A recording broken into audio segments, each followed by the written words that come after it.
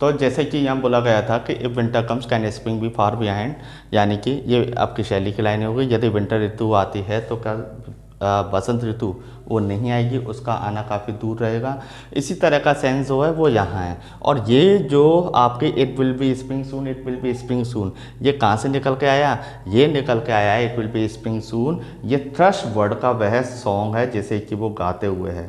Thrust word जो है वो अपने सॉन्ग में इसी थॉट को वो प्रेजेंट करते हुए है। अब पोइट क्या कह रहा है? अब कवि कह रहा है कि and I who childhood is a forgotten boredom. And I, अब कवि ने किसको लिया है यहाँ? यहाँ वो कवि जो है वो अपने आप को सैम को लेते हुए है। और कवि क्या कह रहा है? And I who childhood, childhood बचपन, is a forgotten boredom. Boredom का मतलब हो गया आपका दैट इज डलनेस। बॉर्डम का मतलब हो गया डलनेस, यानी कि नीरसता। फॉरगॉटन, फॉरगॉटन यानी कि जिसको कि भुला दिया जा सकता है। तो कवि क्या कह रहा है कि इज़ अ फॉरगॉटन, मेरा जो बचपन है, इज़ अ फॉरगॉटन बोर्डन, वो मेरे लिए क्या रहा? एक फॉरगॉटन बोर्डम रहा। अब देखिए फॉरगॉटन बोर्डम का मतलब यह जो है ये एक फ्रेज हो गई। ये आपकी क्या हो गई? देखिए फॉरगॉटन बोर्डम, ये कविता के अंदर हम एक फ्रेज के रूप में इसे लेंगे फॉरगॉटन बोर्डम। और इसका मतलब क्या होता है आपका? विस्मृत बोरियत, यानी कि वो बोरिंगनेस जिसे कि भुला दिया जाए, विस्मृत बोरियत। ठीक है, तो कवि क्या कह रहा है? Forgotten boredom is a forgotten boredom, childhood उसका जो रहा है वो एक फॉरगॉटन बोर्डम के रूप में रहा है। Feel like a child who comes on a scene of adult reconciling and can understand nothing. अब कवि क्या कहता है कि वह अपने उस बचपन को तो भुला देना चाहता है। ठीक है, वो कौन सा बचपन है? वो फील करता है, वो क्या फील करता है? जो चाइल्ड, जो पोइट है वो एक चाइल्ड के रूप में फील करता है कि उसका बचपन कैसा था? नीरस था, बोरियत उसमें थी। बोरियत उसमें क्यों थी?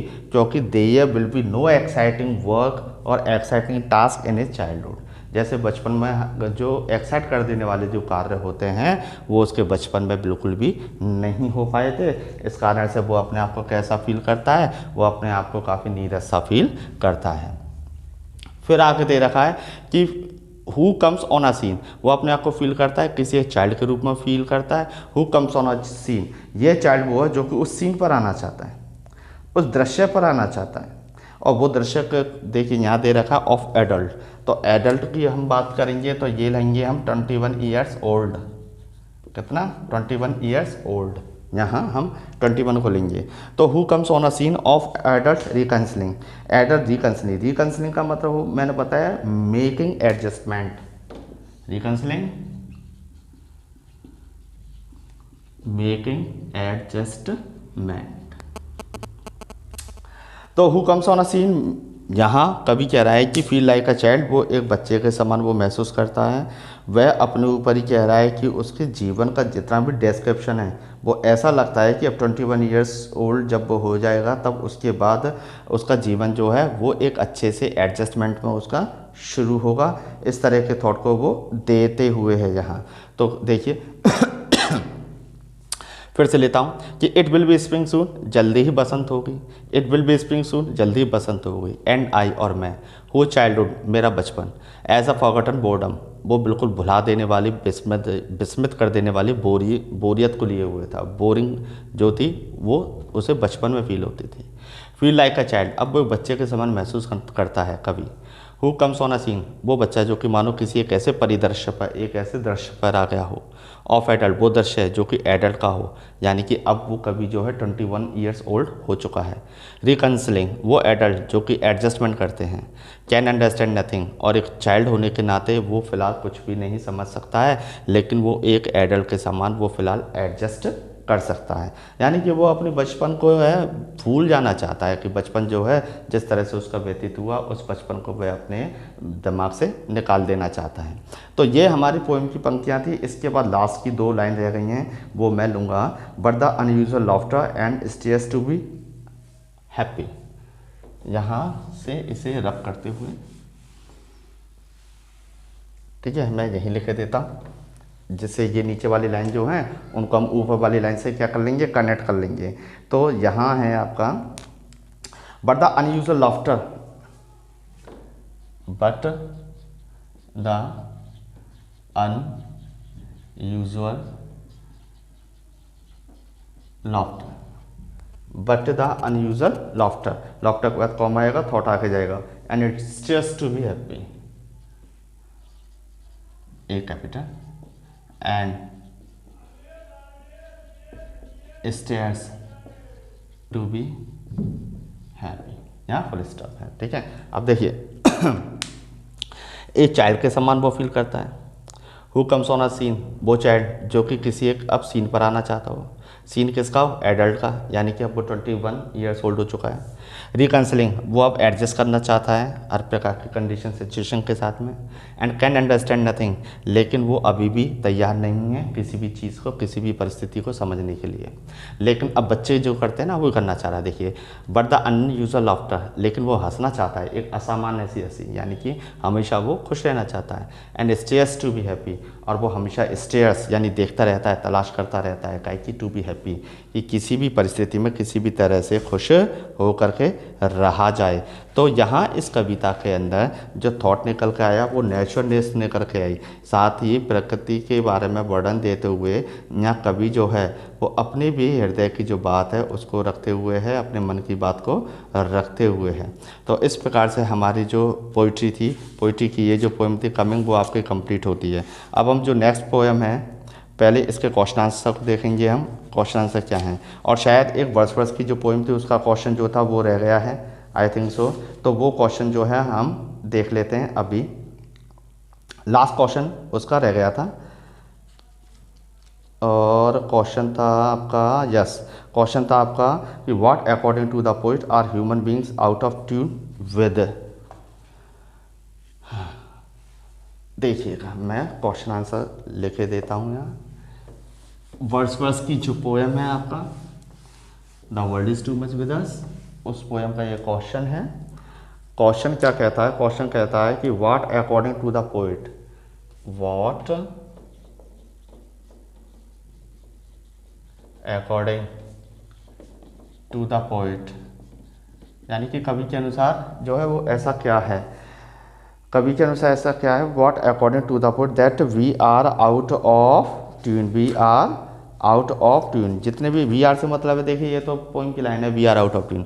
अब यहाँ क्वेश्चन में पुटअप क्या कर रहा है कि आर ह्यूमन बींग्स, हम मनुष्य को ले रहा है, what according to the poet are human beings out of tune.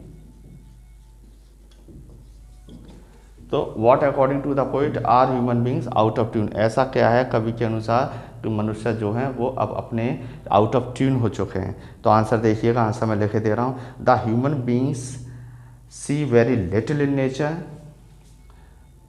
Human beings have no time and they see very little in nature.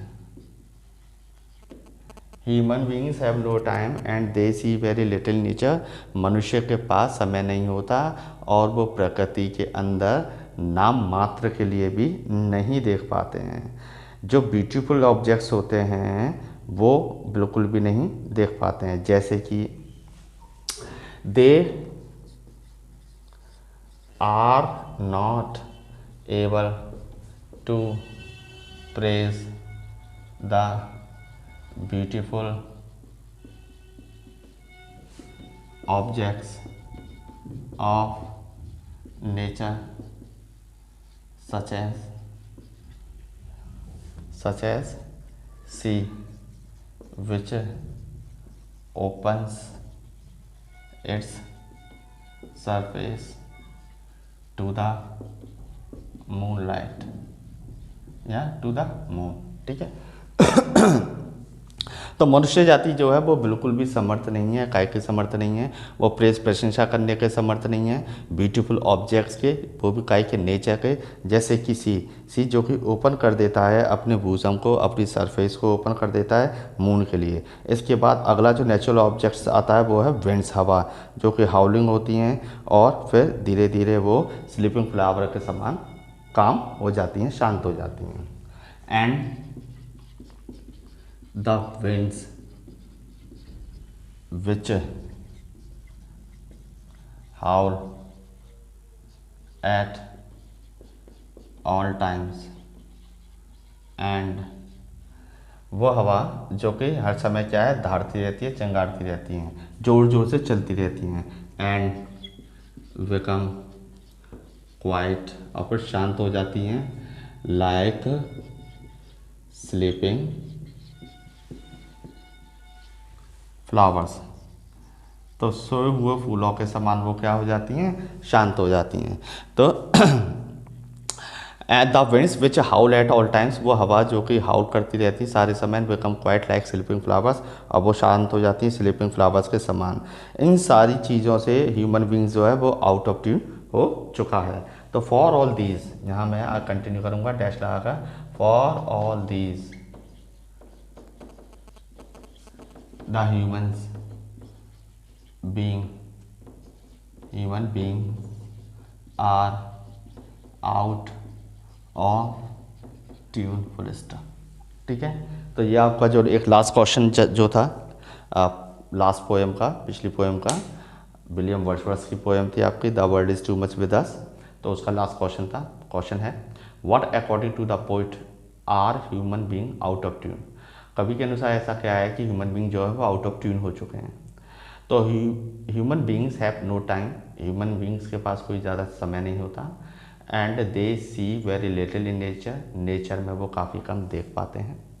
They are not able to praise the beautiful objects, वो बिल्कुल भी समर्थ नहीं होते कि सुंदर जो objects हैं उनकी प्रशंसा करें, ऑफ नेचर, वो भी प्रकृति की, सच एज, जैसे कि सी, विच ओपन्स इस सरफेस टू द मून, जो कि मून के लिए अपनी सरफेस को ओपन करके रख देता है, एंड द विंड्स, और वो हवाएं, विच हाउल एट ऑल टाइम्स, जो कि सारे समय जोर से प्रवाहित होती रहती हैं, एंड बिकम क्वाइट, और फिर शांत हो जाती हैं, लाइक स्लीपिंग फ्लावर्स, सोए हुए फूलों के समान। फॉर ऑल दीज, इन सारी चीज़ों के लिए, all human beings are out of tune, जितने भी मनुष्य हैं वो सारे के सारे अपनी ट्यून से क्या हैं, परे हैं, यानी कि अपने संतुलन से परे हैं, प्रकृति के साथ उनका कोई तालमेल नहीं है। तो इस प्रकार से स्टूडेंट्स द पिकॉक आपकी पोएम थी वो आपकी कंप्लीट हुई, उसके क्वेश्चन आंसर्स हैं वो भी आपके कंप्लीट हो चुके हैं। फिर इसके बाद हमने की थी let me not the marriage of two minds, उसके क्वेश्चन आंसर भी और वो पोएम भी आपकी कंप्लीट हुई। इसके बाद विलियम वर्ड्सवर्थ की हमारी जो पोएम है the world is too much with अस, ये भी आपकी कंप्लीट होती है, इसके क्वेश्चन आंसर हैं वो भी आपके कंप्लीट होते हैं। कमिंग आपकी जो पोएम है वो आपको पढ़ा दी गई है, ठीक है, बोर्ड पर आपको समझा दी गई है। अब कमिंग के जो क्वेश्चन आंसर जो बचे हुए हैं वो हम लेंगे कल in next video. Till then students just try to understand the poem and keep your learning and keep watching. Thank you बेटो।